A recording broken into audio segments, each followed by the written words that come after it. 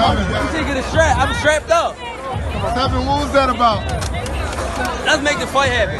We strapped the fuck up. Yes, ladies and gentlemen. Welcome to the 250th episode of SZN Podcast. Wow, 250, bro. As usual, I'm your boy Kam. Your boy Flowz. And as always, guys, you know the message, you know the spiel by now. Make sure you head over to our Instagram and our Twitter pages. Instagram is SZN Podcast and Twitter is SZN Pod. There's a link in the bio, and that will take you to where we're situated streaming-wise. So audio, you know, the usual by now, Spotify, Apple Podcasts, those links are there. Visuals, YouTube channel link is there as well. Yeah, just do us a favor, guys. Like, subscribe, repost, comment, all that kind of stuff. Engage with us. We would love to engage with you guys as well. I appreciate all you listeners that have engaged with us thus far. But Flowz, 250. Hope you're good. We've got, I think, a good episode lined up today. But first and foremost, bro, I hope you're all right. Yeah, I'm good, man. How are you? Good. Yeah, man, I'm good. Yeah, back in this country. Cool. That aside, it was a PBC card, you know, happy PBC day. Double header, really. You got the return of Charlo, Big Charlo, and then you've got the return of Mr. K LaPlante as well. Let's start with, I think it's only fair we start with Charlo. Yeah. You know, chief support. Good to have Mal back, man. I think that's one thing we agreed with last week. You know, this is what, another year and a half layoff. I think he's had like back-to-back year and a half layoffs. But yeah, good to see him back, especially considering all the, I guess, demons and stuff that he's faced outside the ring for the last 3 years, to be honest. Still undefeated. Can't forget, still undefeated. Now campaigning at super middleweight. So I think I said last week I think this fight was at 160, but I actually think I was wrong. I think this fight was at 168. So this was him making his super middleweight debut. Against an opponent that we don't know of, Thomas LaManna, a guy that it says a lot when we don't know of him, but he's had 40-something fights. So yeah.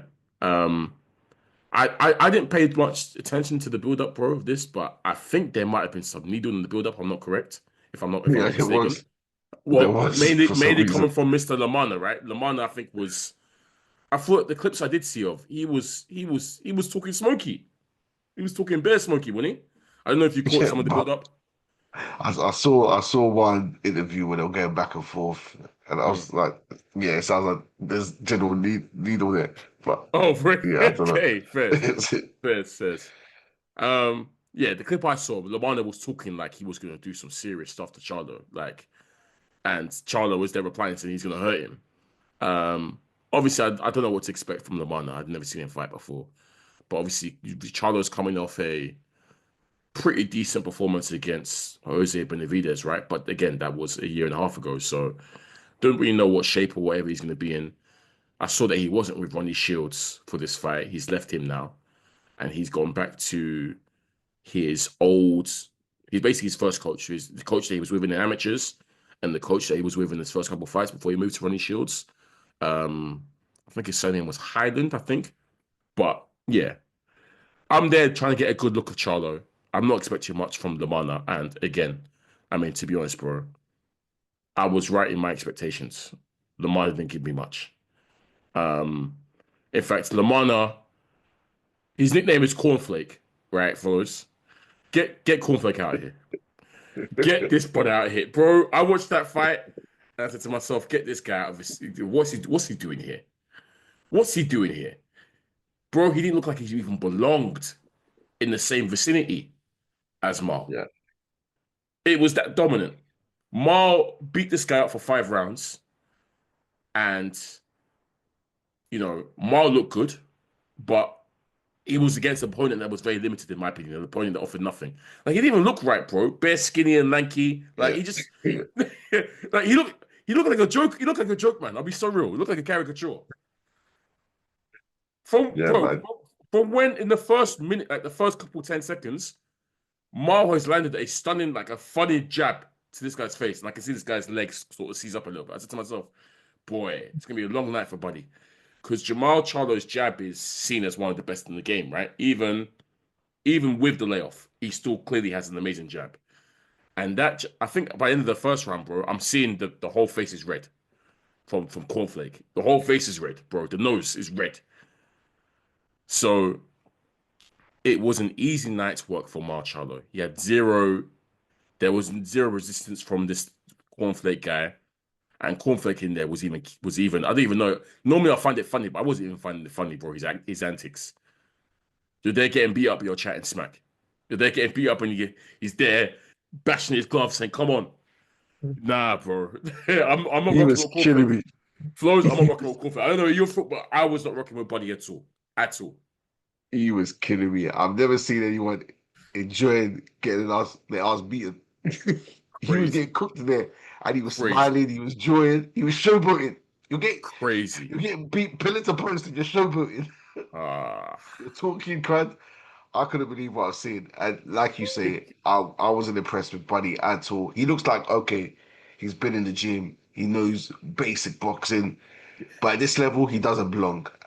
He looks like and look, I'm not even going to say that Mar looked good in there.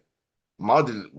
Obviously, Mar looks regular. Like he's just got off the couch. He looked like he just got off the couch. He wasn't super quick. He wasn't super aggressive. Very flat-footed, to be honest. Mar was very flat, but he didn't need to. Bro, he didn't need to get out of second gear at all. He didn't need to do much. Like even the shots he was landing that were buzzing and hurting Cornflake, half of them weren't even landing clean. They weren't even. There's shots that LaManna was blocking shots and was going down. Going down. Bro. Getting wobbled. Yeah, man. Like you say, get him out of here, man. Bro, even the nickname, you call Cornflake, bro. Like, how am I meant to respect that? Like, come on, man. Cornflake. Nah, man. Get him. I watched that fight first. I'm watching that. This guy sucks. Get him out of here. I don't want to see this guy again. I don't want to see him again. He's not the level. Simple. He was food. He was food in there. Absolute food. And it makes it worse because he was talking. He was actually talking. He was, before the fight, like I said, the clip I saw, he was talking smack. During the fight, he's there talking. Like I said, you can't be talking smack whilst you're getting beat up. You can't. Yeah. And even the way, look, bro, his whole persona annoyed me, bro. Because even when the doctors stopped the fight, he's there, I said to myself, yeah, I don't want to see this guy ever again. What kind of cornball behavior is this? You're acting annoyed that you've been saved a beatdown. Come on, man. Wait, how many knockdowns was it? 3? 3 knockdowns. One wasn't counted, but it was. But then it was counted after. It was afterwards. Yes, afterwards they the first one was just like almost like they're in the clinch. They've broken away from the clinch, and Mars kind of felt like an overhand, but it wasn't very clean. But it kind of caught him back in the temple. He's gone down for that one. That was the first one. Second one in the following round, because he knocked him down 3, 4, and 5. 3, 4, 3, 4, and 5. He dropped him. Second one was the one that wasn't counted, but then got counted afterwards. It looked like it was a stiff jab, kind of. It was like it wasn't like a clean shot again. But the guy's knees have buckled. And to be fair, at first I thought to myself, how the hell did he stay up? But then they shown the replay, even though his gloves didn't touch, his knees did. So, and then the third one, this is the one where he was beating his fist on the ground, like Sean Porter style after getting dropped. I think his hands were down, got caught again sloppily, and that was it. So they weren't even really heavy knockdowns, but these weren't like, I thought if Charlo and in fact, Flowz, Charlo even saved him. Charlo was clearly trying to get rounds in. Like, I think it was quite clear. I think Charlo could have got this guy out of there in 2 rounds. I'll be so real. And even when he had him hurt, he pressed it, but he wasn't pressing it like that way, like we've seen previously from Charlo. He even backed off at one point. He even like one point he backed off. One point he backed off fully. Like, So Charlo was trying to get rounds in, I think. Like, he wouldn't even try to kill dude.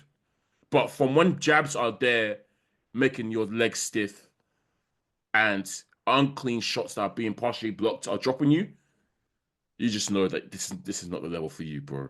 get back to whatever.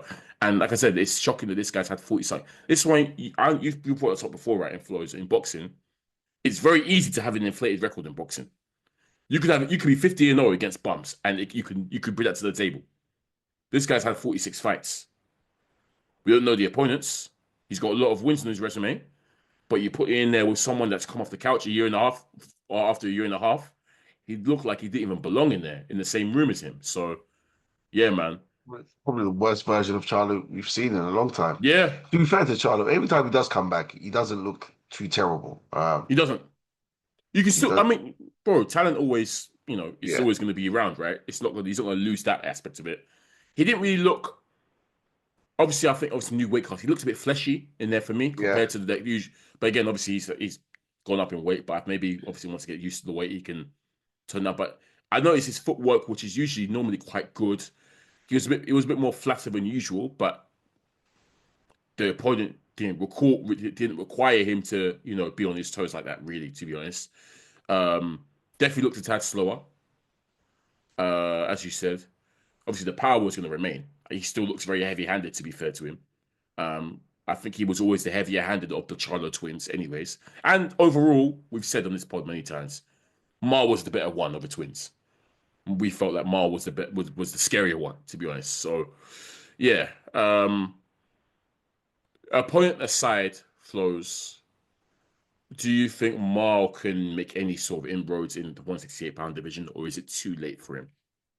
Based on the layoffs he's had and obviously the issues he's faced outside the ring. I don't think it's too late for him. I do think he needs another tune-up. Right.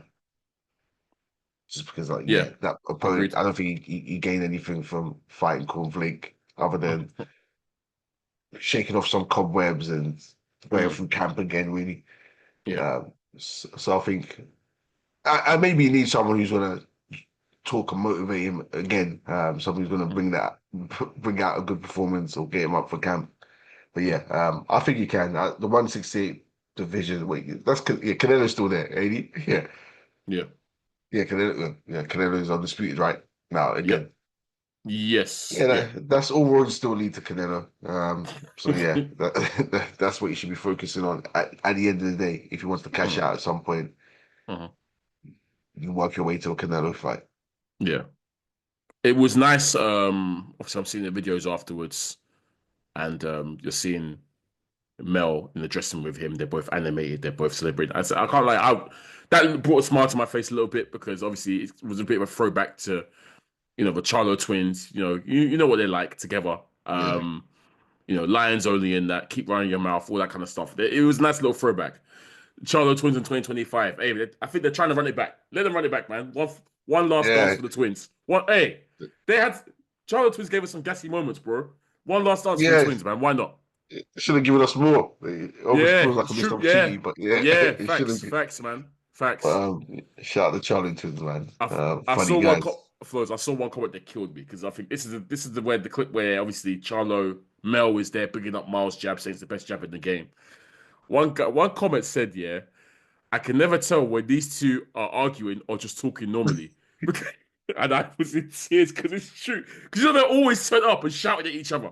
It's so funny. Mel was the most turned guy ever. Yeah, man. And the thing is, Mel said something, and then Miles jumped in and started shouting like, yeah.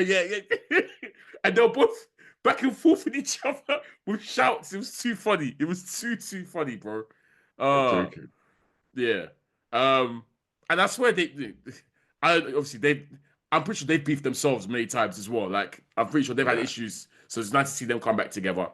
Mel, we're waiting on you now. We need your return. He hasn't fought since he won the Canelo lottery. I don't blame him, but I expect him. I think he's moving up to 160, isn't he? So I'm sure we see Mel in action soon. But yeah, look, good to have Charlo back. Definitely take another tune-up fight if he can before he gets in with the big dogs. Nice win. But this cornflake guy, we can't see that guy again, man. I don't know where they found bro, but that was not it. That was not it, bro. That was not it. Obviously, we talk about tune-up fights and potential opponents for Mar. This nicely brings us to the main event, bro. Caleb Plant versus Reséndiz. Uh, it's so funny because last week I did say I made a joking reference about how well, it's not even a jokey reference because it's something we've seen in boxing has this cruel and very funny way of disrupting plans for certain fights that we want to see. Grudge matches, for example. Uh, we saw it recently actually with Devin Haney, Ryan Garcia. Obviously, Ryan Garcia losing to Roddy. The plan was if they both won their fights, we'll get that rematch. And that's been, well, potentially scuppered. And it's happened again, Flowz.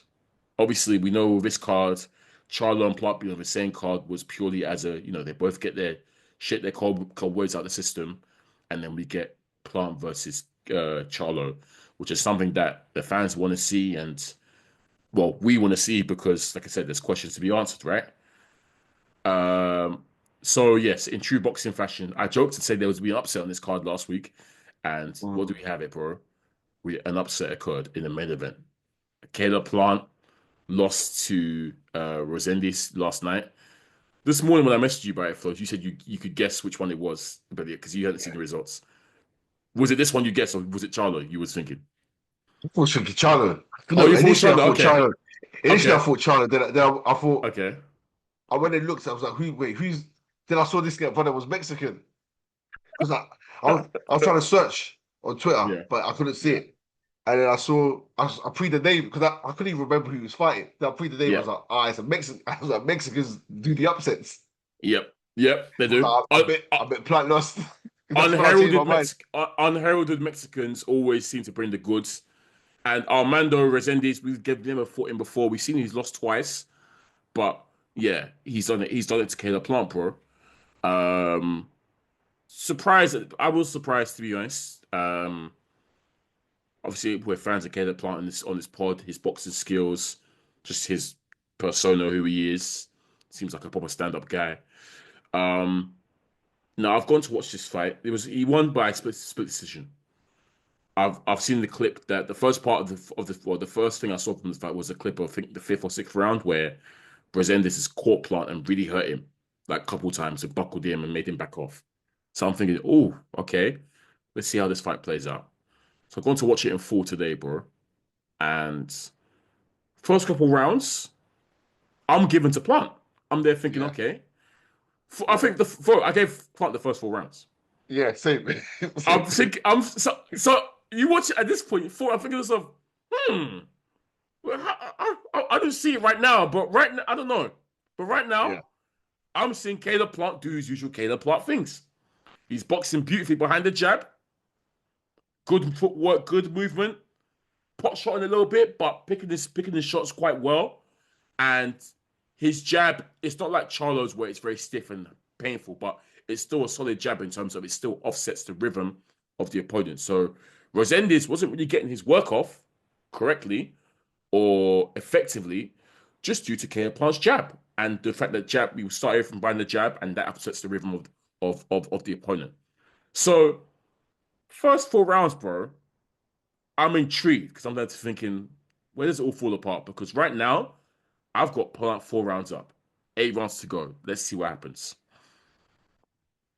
Then we see a shift, I think, in activity from Reséndiz. I think from the 5th and 6th rounds, bro. And I think those are the 2 rounds where he actually hurt Plant and caught Plant with some good shots. But before then, you're seeing the levels of activity increase from Reséndiz. And we followed Caleb Plant's career for a long time. I think my first introduction to Caleb Plant was the whole James DeGale situation when he's come and called out James DeGale. Remember, way back in the day. That was a long time ago because I'm mentioning James DeGale. That's a real throwback. But yeah. But in terms of, like I said, I think Caleb Plant's a brilliant boxer.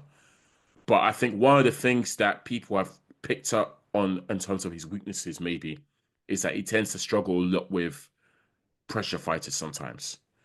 And if we look back, pressure fighters, and also he tends to fade sometimes in fights as well. He's shown a tendency to fade.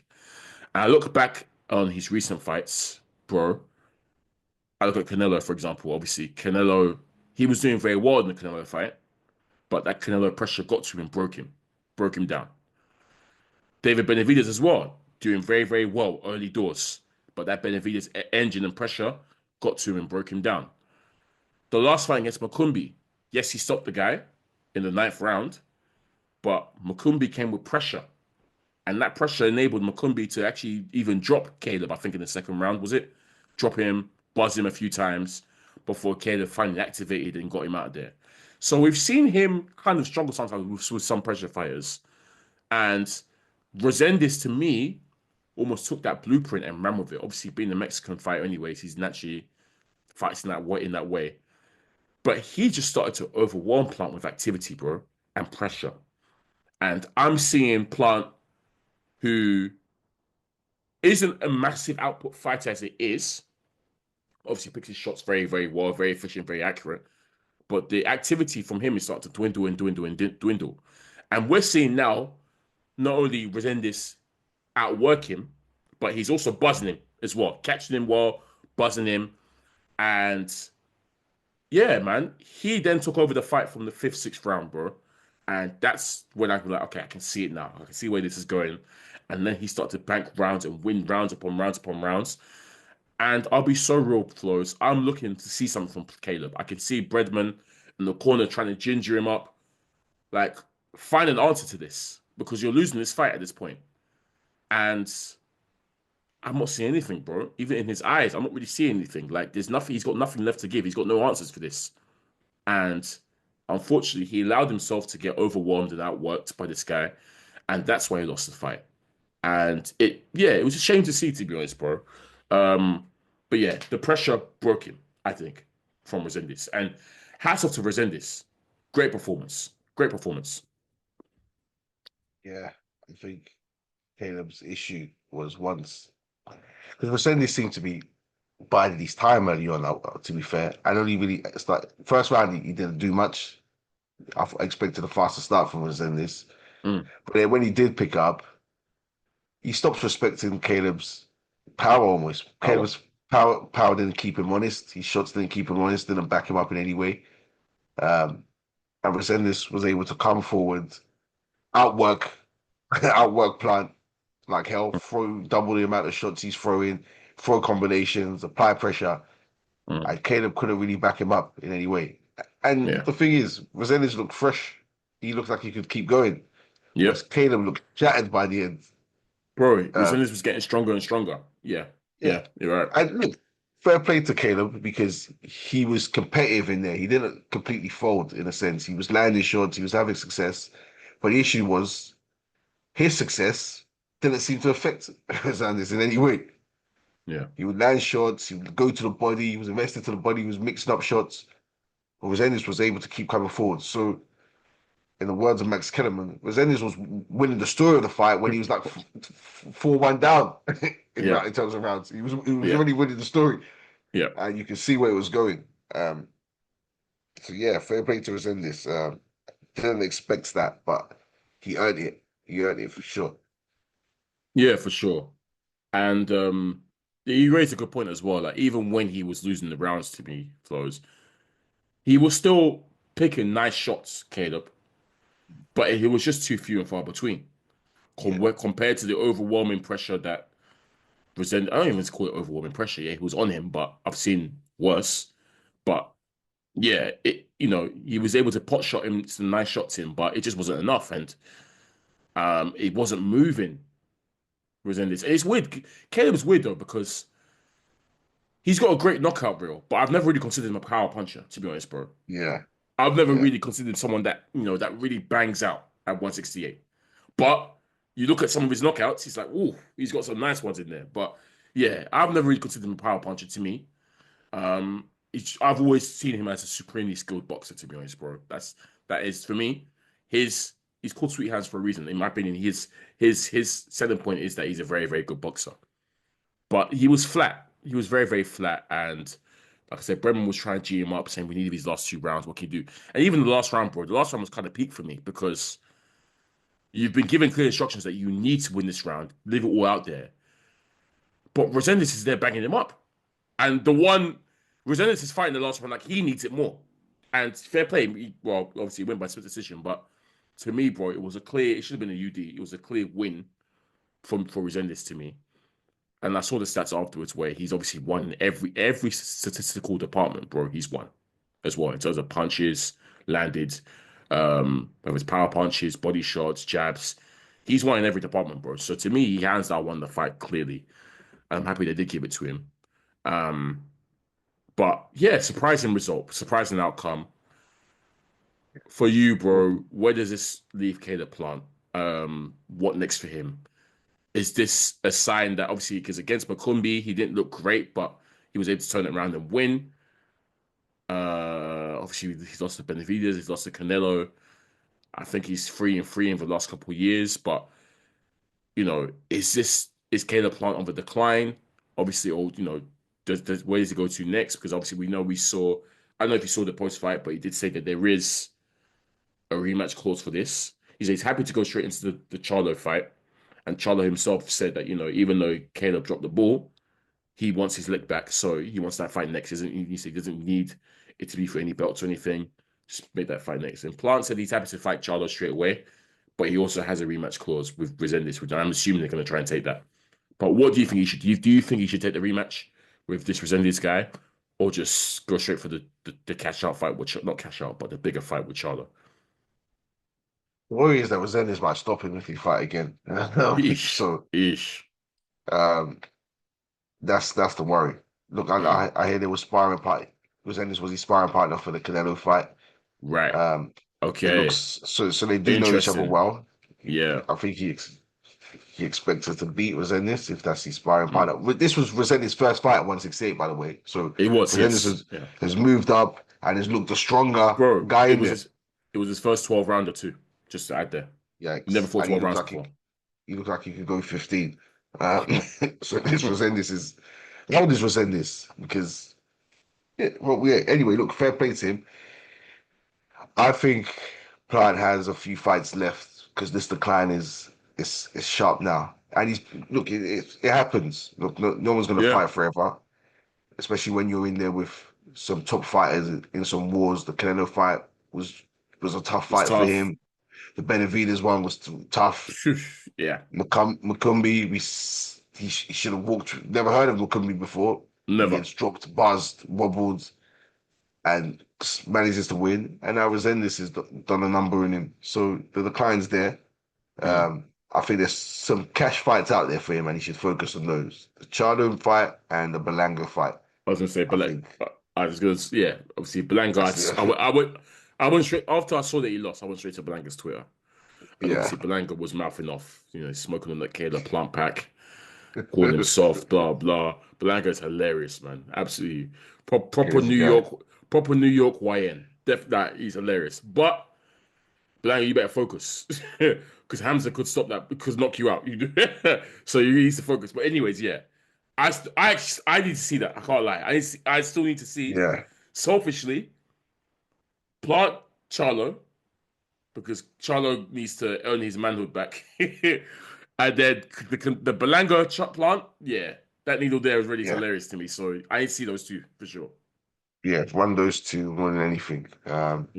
Because I think it's fair to say that there's some level of resistance or maybe even motivation that's not with Plant anymore.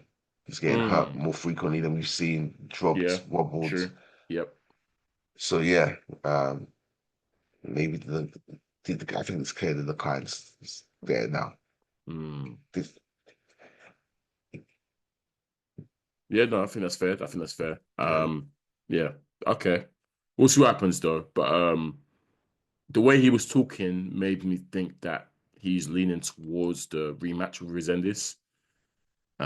If that happens, he has to come correct. He can't take 2 losses to this guy back to back. I think that scuppers a lot of plans. So I definitely feel like he needs to, if he's gonna go that route, he has to come correct, just to be sure. He can't fight like he did this time, because it could be even worse, as you said, for sure. Cool. Let's head to next week, bro, because there's quite a few fights next week to talk about. We'll start over in the UK. We have Fabio Wardley versus Justice Honey. This was meant to be Wardley versus Jarrell Miller, but Miller pulled out due to an injury, I believe. So now he's up against Justice Hooney, who he's what I mean. I know who he is. Obviously, I've seen him before. I remember he fought Kevin Lerena a couple of years ago. I think he's been in camp with a few of the boxers as well. Big Australian heavyweight. So yeah, decent replacement. He's undefeated as well, Hooney. He's had 12 fights, 7 wins by KO. But yeah, obviously disappointing that Miller can't be in the fight, but it's still a decent opponent for Wardley, and an opponent I expect to see him come through. To be honest, yeah, obviously we like to tune into Wardley now. We're fans of. I'm going as far to say we're probably fans of Wardley now at this point. To be honest, I hope he gets buzzed again and wiles out like he normally does. Activate, and activates, yeah. But yeah, I'm anticipating a Wardley KO here. To be honest, bro, he's a KO. He is a KO. He's a KO sort of. He's a KO guy, to be honest. He's KO artist. Definitely a KO artist. Like, yeah, there's no ways about it. So, yeah, are you expecting Hooney to put much resistance, really, or not? I haven't really seen too much of Hooney, I'll be honest. Yeah, I haven't really seen too much of him, so I can't really say, to be honest, bro. But if you talk about the level of competition he's been in, he was in with Jambo Tabiti. Yeah. Yeah, money team days. But Tabiti's what cruiserweight. Cruiserweight, yeah, right?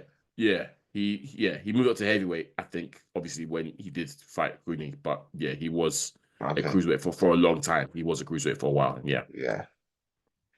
I remember the Reina fight. I vaguely anyway. I think that was a Riyadh season.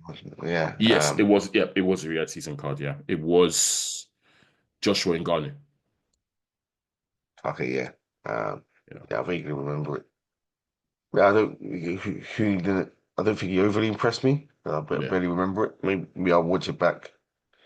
But yeah, I don't expect Wardley to be super impressive, but I expect him to activate and do what he does as always. Fabio, activate Wardley. Still, the best performance we've seen from Wardley is the David Adeleye one. That's the best boxing performance. Boxing wise, facts. Yeah, boxing wise. Because that one, he legit boxed from start to finish in a way that we haven't seen before or since. So, if he can do that again, I think that would be impressive. Yeah, no, agreed. Cool. So yeah, expecting nice win for Mr. Wardley. Let's talk about. Okay, cool. So we have on Saturday as well. I think top 3 for you, anyways. One of your favorite boxers right now, the businessman Keyshawn Davis, is back in action. His first defense of the belt he won against Berincic, and we know how impressive that Berincic performance was. Flipping impressive. He's got quite a tough one for his first defense, bro. Edwin Dos Santos. Remember we saw him against Shakur Stevenson in a dreadful fight, to be honest.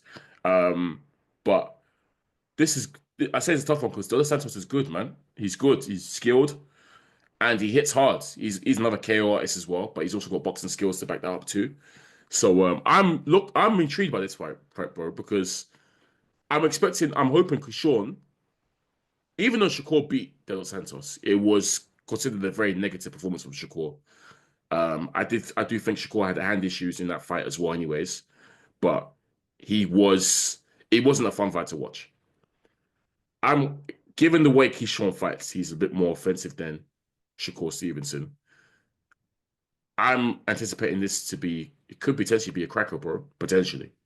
And I'm hoping my challenge to Keyshawn is that he beats Dos Santos in a more impressive fashion than Hor did.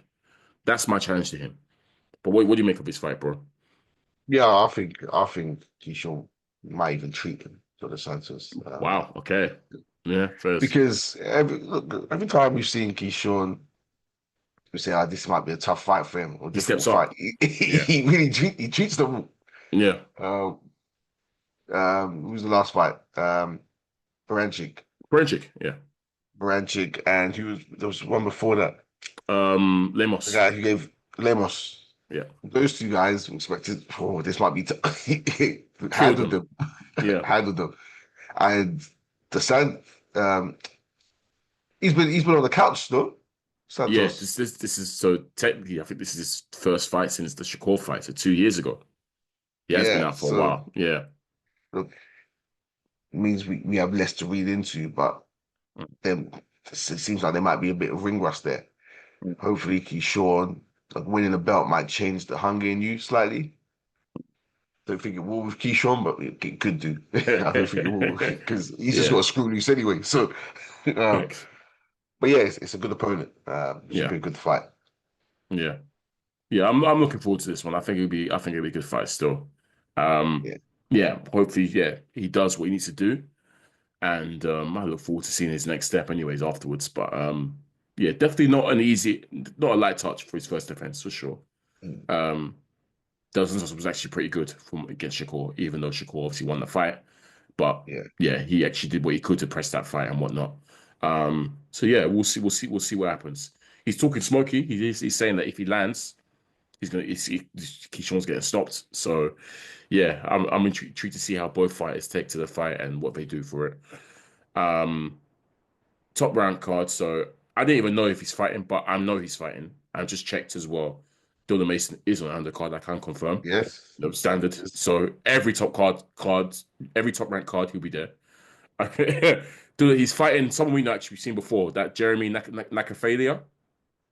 We've seen him okay. before. Yeah, we've seen him against Muratala, Brelt, Chipi Shakur, fought him as well.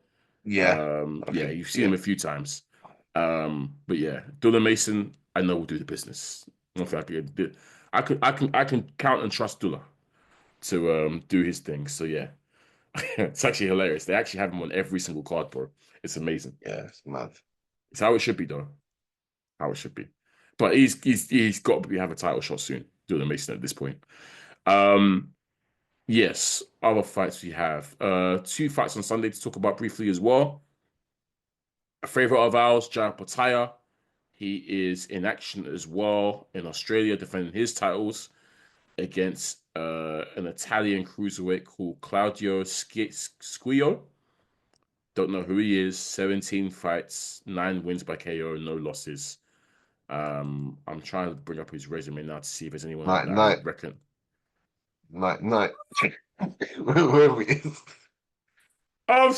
How can you say night? night, night. At least let me pre the resume, bro. Let's see who's on Okay, there. okay. Let's prove Oh, it. oh I my will see gosh. the outcome. Yeah, this record. I'm looking at who he's fought before his peak. Yeah, his peak. I think the challenge for Squio, just like we say with Inoue opponents, try and survive or try and make it to 8 rounds. With this guy, try and make it to 4 rounds. I can't lie. Or try and survive. Try and survive. You're gonna lose the fight regardless, but try not to get knocked out.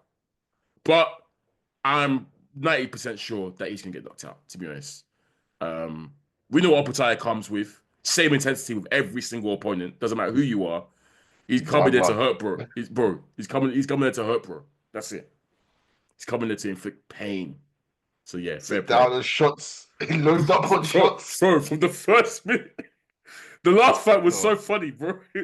Yeah, from the jump, he doesn't bother. He doesn't, certain fighters will feel like the process. He doesn't do none of that.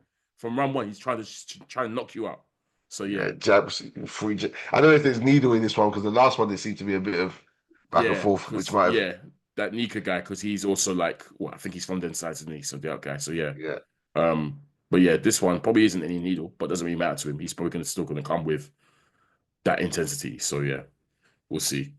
Hopefully we might get some talk about whether or not he will unify with Zerdo as well. That'd be nice to see. But yeah, lastly, talk about unifications. There is a unification in the bantamweight division over in Japan. Junto Nakatani, who is probably one of the best, probably the second best Japanese fighter out there after Inoue. He's unifying against another Japanese undefeated champion called Nishida, Ryosuke Nishida. He has the IBF title, whilst Nakatani has the WBC. So they're unifying over there in Tokyo, I guess. over on Sunday as well. So that's a nice unification.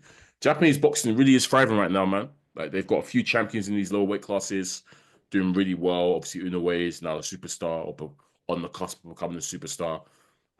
Yeah, man, they're doing the big one over there, man, in Japan. Shout out to them. But yeah, bro, I think that's it. I think that's the week's roundup for boxing talk. Yeah, good PBC card. Good to see some guys back, and unfortunate that Caleb Plant unfortunately had to lose. But that's the way the game goes. That's the way the game goes, man. That's the way the game goes. Yeah, man. But we still need to see the Charlo Plant. You know, as Charlo said, he needs his lick back. Yeah. And Berlanga can get in the mix too. Cool. All right, man. Episode 250 of the Strat Season Pod. Once again, I'm your boy Kam. I'm your boy Flowz.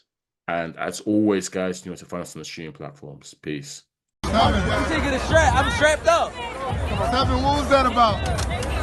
Let's make the fight happen. We strapped the fuck up.